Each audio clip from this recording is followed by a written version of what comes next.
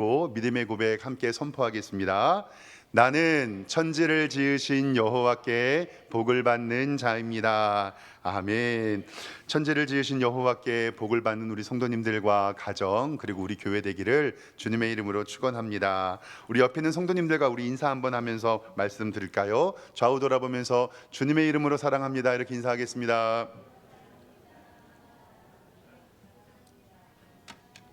네, 오늘 예배 너무 잘 오셨습니다. 오늘은 우리 석샘교회 설립 41주년 기념 예배로 드립니다.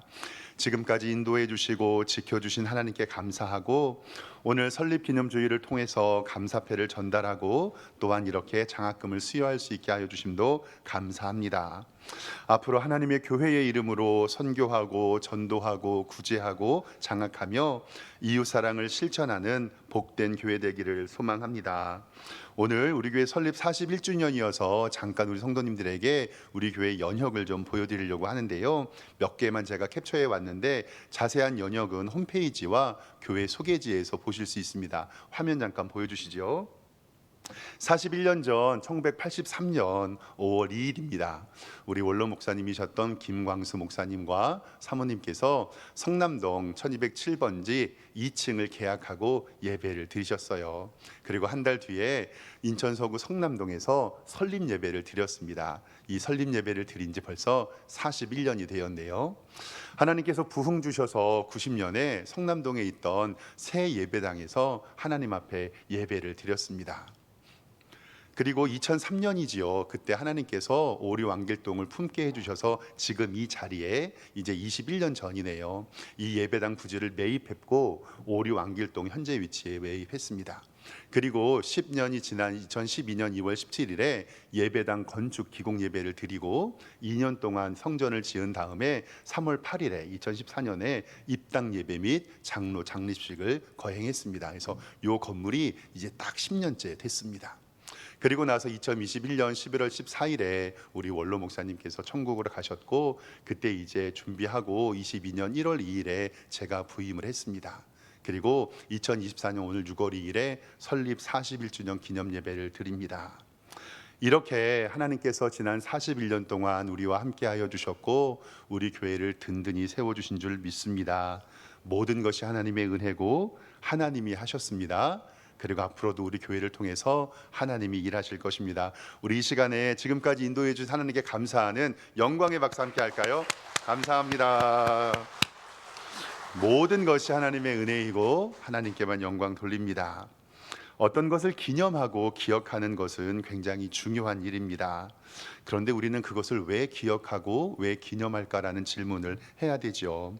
성경에도 역사적 사건 뒤에 하나님께서 명령하고 기념하라 하신 것들이 있습니다. 먼저 구약의 절기들입니다. 출애굽의 유월절, 첫 열매를 거두는 초실절, 추수의 열매를 거두었던 장막절이 바로 그것인데 이것이 부활주일과 맥주감사주일, 추수감사주일로 연결이 됩니다.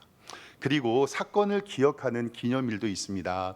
우리 성도님들 잘 아는 것처럼 성막과 성전 언약궤 안에 있었던 만나 항아리, 하나님께서는 만나 항아리를 보존하여서 40년 동안 먹이시고 입히심을 기억하게 하셨습니다.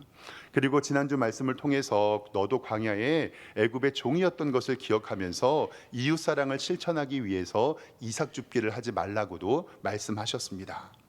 야곱이 베델에서 단을 쌓고 하나님께 소원을 드렸던 적도 있었고요. 여호수아 군대는요 가나안에 입성하여서 요단강을 건넌 다음에 12개의 돌을 놓고 기억하라라고 하나님께 말씀을 합니다. 이것은 좀 화면 좀 보겠습니다. 여호수아 4장 6절 말씀에는 이렇게 기록하고 있습니다. 이제는 이스라엘 백성들이 가나안 땅을 정탐하고 난 다음이에요. 이것이 너희 중에 표징이 되리라. 후일에 너희의 자손들이 물어 이르되 이 돌들은 무슨 뜻이냐 하거늘 요단의 물이 여호와의 언약궤 앞에서 끊어졌고 곧 언약궤가 요단을 건널 때에 요단의 물이 끊어졌으므로 이 돌들이 이스라엘 자손에게 영원히 기념되게 하라. 아멘. 즉 지파별로 총 12개의 돌을 쌓고 하나님께서 이같이 인도해 주심을 기념하게 했습니다. 그리고 사무엘은 블레셋과의 전투를 통해서 사무엘상 7장 12절 말씀에 이렇게 기념합니다. 사무엘이 돌을 취하여 미스바와 센 사이에 세워 이르되 여호와께서 여기까지 우리를 도우셨다 하고 그 이름을 에베네셀이라 하니라라는 말씀을 통해서 이스라엘 백성들의 하나님의 인도하심을 기억합니다. 그리고 가장 중요한 기념은 바로 성찬식입니다. 고린도전서 11장 24절 말씀에 보면은요, 이것은 너희를 위하는 내 몸이니 이것을 행하여 나를 기념하라 하시고 잔을 가지시고 이르시되 이 잔은 내 피로 세운 새 언약이니 이것을 행하여 마실 때마다 나를 기념하라 하셨으니 너희가 이 떡을 먹으며 이 잔을 마실 때마다 주의 죽으심을 그가 오실 때까지 전하는 것이니라. 아멘. 구약의 모든 절기, 그리고 구약의 모든 사건, 그리고 예수님의 성찬식은 하나님이 일하심, 그리고 예수 그리스도의 구원에 초점이 맞춰 있습니다. 즉 우리가 오늘 41주년 기념 예배를, 설립 예배를 드리는 것은 하나님이 지금까지 일하셨고 하나님의 은혜이고 하나님께만 영광 돌림임을 꼭 기억하시기를 주님의 이름으로 축원합니다. 모든 것이 하나님의 은혜입니다. 오늘 성경의 본문은 데살로니가 후서에서 말씀을 봤는데요, 사도 바울이 데살로니가에 보낸 두 번째 편지입니다. 2차 선교 여행 중에서 빌립보와 베레아 그 지역에 인접해 있었고, 교회 안에서 그리스도의 재림의 문제 때문에 이단의 문제가 있어서 좀 힘들었던 교회입니다. 제가 서신서를 묵상하면서 사도 바울이 데살로니가 교회를 칭찬하는데 우리 교회도 이와 같은 칭찬을 받았으면 좋겠다라는 생각에 이런 성도가 되게 하시고 이런 교회가 되게 하여 주시는 세 가지 말씀을 좀 성경을 통해서 보도록 하겠습니다. 첫 번째, 사랑하는 성도 여러분, 우리 성도님들의 믿음이 자라나기를 주님의 이름으로 축원합니다. 믿음이 자라나기를 주님의 이름으로 축원합니다. 아멘. 오늘 말씀 성경의 3절을 좀 보겠습니다. 3절에 보면요, 형제들아 우리가 바울과 실라와 디모데를 얘기하는데요, 너희를 위하여 항상 하나님께 감사하는데 그 이유가 뭐냐면 이것이 당연함은 너희의 믿음이 더욱 자라고 있다라고 말씀합니다. 즉 사도 바울이 하나님 앞에 정말 감사하는 것은 너희의 믿음이 자라고 있다.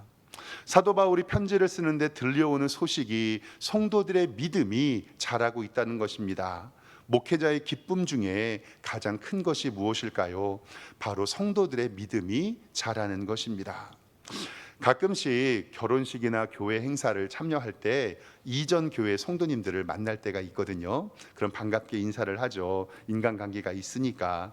그래서 저랑 같이 신앙생활하고 교회 학교를 섬길 때는 집사님이셨거든요. 그래서 저도 반가우니까 결혼식을 할 때 만나면 어이구 반갑습니다, 아무개 집사님. 그러면 그 집사님께서 씩 웃으면서 목사님 저 이번에 장로 되었어요. 그리고 어떤 한 여집사님에게 아유 집사님 반갑습니다, 씩 웃으면서 저에게 얘기해요. 목사님 저 이번에 권사 되었습니다. 제가 교구를 맡으면서 세례교육을 하고 학습교육을 했던 성도님이 씩 웃으면서 목사님 저 이제 집사 되어서 유년주일학교 교사로 봉사합니다. 그런 이야기를 들었을 때 제가 교회를 떠났지만 그 성도님들을 바라보면서 참 기쁨이 큽니다. 사랑하는 성도 여러분, 우리 석샘교회 성도님들도 믿음의 진일보를 통해서 하나님의 은혜를 경험하시고 귀한 사역자들이 되시기를 주님의 이름으로 축원합니다. 우리 남자 집사님들은 잔수 집사님 빨리 장로도 되시고 우리 여자 집사님들은 권사님 되셔서 우리 교회의 신실한 일꾼 되시기를 소망합니다. 요한3서 1장 2절에는 이러한 축복문이 있는데요, 여기 1장 2절은 너무나도 잘 아는 말씀이잖아요. 사랑하는 자여 내 영혼이 잘됨 같이 내가 범사에 잘되고 강건하기를 내가 간구하노라. 이 축복의 말씀 다음에 3절과 4절의 말씀은 이렇게 기록돼요. 형제들이 와서 너에게 있는 진리를 증언하는데 너희들이 진리 안에서 행한다 하니 내가 심히 기쁘다. 내가 내 자녀들이 진리 안에서 행한다 하는 것을 듣는 것보다 더 기쁜 일이 없다라고 성경은 우리에게 말씀합니다. 사랑하는 성도 여러분, 여러분들은 지금 믿음이 자라고 있습니까? 정말 하나님께서 여러분들을 구원하신 믿음, 그 믿음이 성장하기를 소망합니다. 헌신하고 하나님의 영광을 위하여 살아갈 때 하나님께서 우리에게 은혜 베풀어 주실 텐데, 때로는 힘들고 지치고 신앙의 침체기가 올 때도 있지요. 그런데 우리 교회를 통해서 믿음이 성장하고 하나님의 사랑받는 성도 되기를 소망합니다.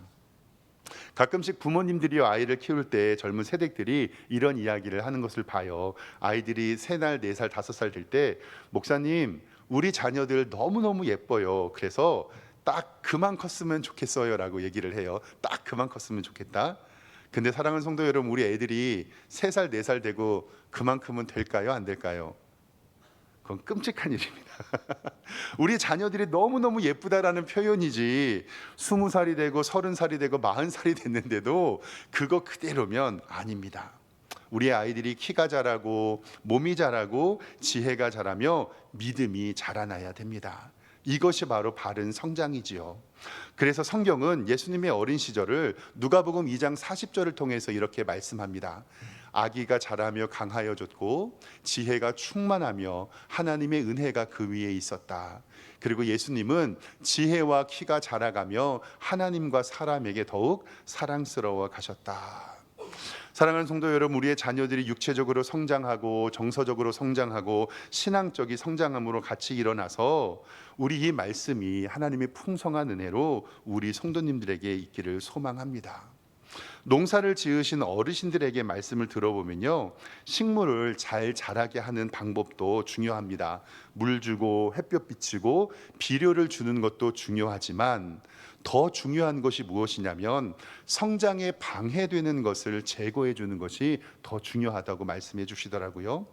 아무리 거름 줘봤자 잡초를 제거해 주지 않으면 그 잡초가 영양분을 다 빨아먹어서 내 곡식은 자라지 않고, 해충을 잡아주지 않으면 해충 때문에 열매를 맺지 못하고, 물도 잘 빠지도록 해줘야 되고, 때로는 지지대도 세워야 줄 때가 있는 것처럼 믿음도 마찬가지입니다. 말씀을 듣고 기도하고 예배하는 것도 중요하지만 정말 내가 믿음 생활하고 있는데 방해가 되는 것이 무엇인지 고민해 볼 것도 필요합니다. 버릴 것은 버려야 우리의 믿음이 성장할 수 있기 때문에 그렇습니다. 오늘 두 번째로 좀 살펴볼 것은 뭐냐면, 사랑하는 성도 여러분, 우리 교회가 사랑이 풍성하기를 주님의 이름으로 축원합니다. 사랑이 풍성하기를 축원합니다. 아멘. 오늘 말씀 성경에 보면요, 3절 말씀에 이렇게 기록합니다. 너희가 각기 서로 사랑함이 풍성하다라고 성경에 기록합니다. 부흥하는 교회, 성장하는 교회의 특징은요, 바로 사랑입니다. 교회 안에 사랑이 가득해야 하는데, 이 사랑의 근원을 성경은 예수 그리스도의 십자가라고 이야기를 합니다. 요한일서 4장 7절의 말씀을 좀 보도록 하겠습니다. 사랑하는 자들아, 우리가 서로 사랑하자.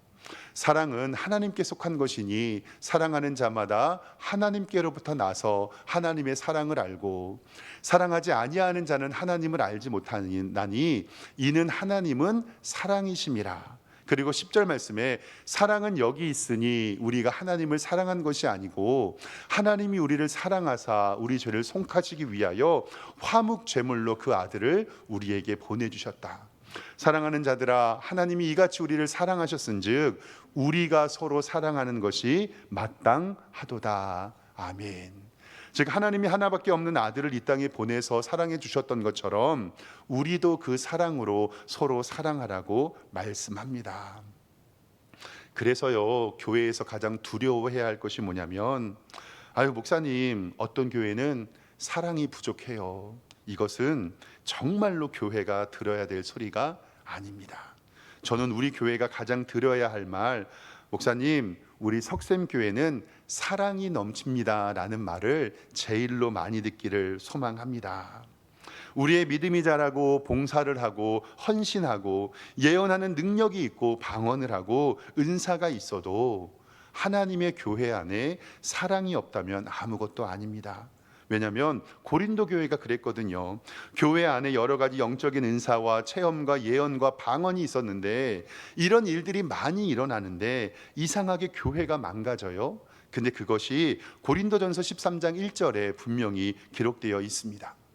내가 사람의 방언과 천사의 말을 할지라도 사랑이 없으면 소리나는 구리와 울리는 꽹가리가 되고, 내가 예언하는 능력이 있어 모든 비밀과 모든 지식을 알고 또 산을 만한 모든 믿음이 있을지라도 사랑이 없으면 아무것도 아니라. 내가 내게 있는 모든 것으로 구제하고 내 몸을 불사르게 내줄지라도 사랑이 없으면 내게 아무 유익이 없느니라. 그런즉 믿음, 소망, 사랑 이 세 가지는 항상 있을 것인데 그 중에 제일은 무엇이라고요? 사랑이라. 믿음은 우리가 하나님을 보지 않고 믿는 믿음이 믿음이기 때문에 천국에 가면 하나님의 얼굴을 직접 보기 때문에 이 믿음은 사라집니다. 그리고 소망은 우리의 궁극적인 믿음의 목적 천국에 가는 것이기 때문에 천국 가도 이 소망은 없어집니다. 그런데 믿음도 없어지고 소망도 없어지는데 영원히 계속될 것은 바로 무엇이죠? 사랑입니다. 천국에서도 이것은 계속될 것이기 때문에 이 세 가지는 항상 있을 것인데 그 중에 제일은 사랑이라고 말씀하는 것은 바로 그 천국에서도 사랑하기 때문에 그렇습니다.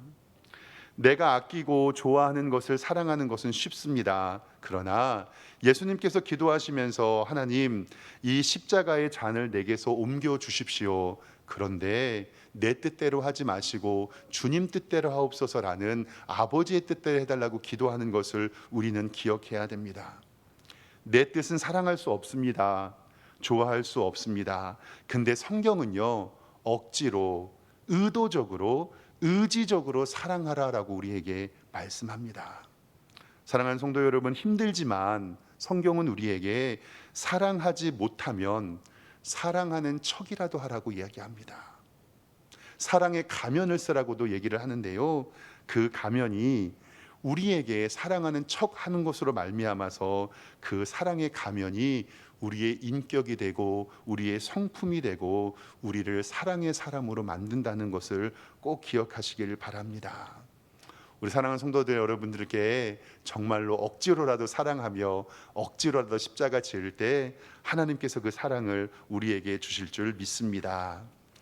마지막 세 번째로는요, 우리 교회가 인내로 칭찬 듣기를 주님의 이름으로 축원합니다.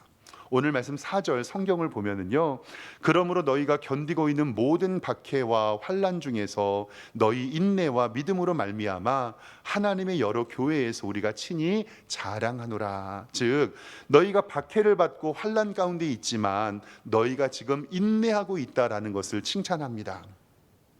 당시 예수님 믿는 것이 힘들고 어려운 고통이었습니다. 유대인들은 로마의 정치적인 뒷배를 이용해서 예수님 믿는 사람을 핍박했고, 그리고 사울은 스데반을 죽이기까지 했습니다. 이러한 박해와 환난 속에서도 인내로 믿음을 지킨 것을 성경은 칭찬하고 있습니다. 사랑하는 성도 여러분, 교회는 2000년 역사 가운데 시련과 핍박이 있어도 교회는 든든히 지켰습니다. 한국 교회에 140년의 역사가 있었고, 특별히 일제 강점기 때 신사참배를 반대했던 교회, 독립운동가들이 있었던 교회는 이 일제의 침략과 그리고 핍박을 받았습니다. 그런데 믿음의 선배들 주기철 목사님과 손양원 목사님 같은 목사님들이 인내하며 한국 교회를 지켰던 것을 우리는 바라봅니다. 우리 석샘교회의 41년의 역사, 사랑하는 성도 여러분, 기쁜 일만 있었겠습니까? 아니면 즐거운 일만 있었겠습니까? 행복한 일만 있었겠습니까? 그때 참아주고 인내하고 기도하며 하나님의 뜻을 간구했던 우리 성도님들이 계셨기 때문에 41년 감사주의를 하나님 앞에 드릴 수 있습니다. 힘들고 아프고 외롭고 속상할 때가 있습니다. 그리고요, 사랑하는 성도 여러분, 이렇게 멋진 예배당에서 하나님 앞에 예배할 수 있는 것 우리들의 축복임을 꼭 기억하시길 바랍니다. 41년 동안 애쓰셨습니다. 잘 참으셨습니다. 잘 견디셨습니다. 그리고 잘 이기셨습니다. 그리고 잘 버티셨습니다. 그 인내가 하나님께서 여러분들을 칭찬하시고, 그래서 우리는 하나님께 영광을 돌릴 수 있음을 꼭 기억하시길 바랍니다. 로마서 5장 3절 말씀은 우리에게 인내를 이렇게 이야기합니다. 다만 이뿐만이 아니라 우리가 때로는 환난이 있는데 환난 중에서 즐거워할 수 있다. 왜냐하면 그 환난이 무엇을 가지고 오죠? 인내를 가져옵니다. 그리고 인내는 연단을 가지고, 이 연단이라는 게 뭐냐면요, 대장장이가 쇠붙이를 불에 달구어서 때려서 단단하게 만드는 과정을 연단이라고 합니다. 이 인내가 연단을 가지고 오고, 이 연단이 소망을 통하여 하나님의 교회가 꿈꾸게 됨을 믿습니다. 욥기 23장 10절 말씀에도 그러나 내가 가는 길을 그가 아시나니 그가 나를 단련하신 후에는 내가 순금과 같이 나오리라. 그 순금과 같이 나올 때는 반드시 용광로에 들어와야 된다는 사실을 기억하시길 바랍니다. 야고보서 1장 2절 말씀에도 우리에게 이렇게 말씀합니다. 내 형제들아 너희가 여러 가지 시험을 당하거든 온전히 기쁘게 여기라. 이는 너희의 믿음의 시련이 인내를 만들어내는 줄 너희가 알미라. 인내를 온전히 이루라. 이는 너희로 온전하고 구비하여 조금도 부족함이 없게 하려 함이라. 아멘. 사랑하는 성도 여러분, 담임 목사로서 이렇게 41주년 기념 예배를 인도하고 설교함에 너무 기쁩니다. 그리고 앞으로 더 나아가 41주년이 넘어갔을 때 82주년 예배 때도 하나님께서 우리와 함께 하심을 믿습니다. 우리 성도들에게 믿음이 자라고 우리 교회가 사랑이 풍성하며 인내의 열매를 믿으며 하나님께 복된 성도님들과 복된 교회 되기를 주님의 이름으로 축원합니다. 기도하겠습니다. 하나님 아버지, 은혜와 사랑에 감사합니다. 지난 41년 동안 우리 교회를 인도하여 주시고 함께해 주신 그 은혜에 감사합니다.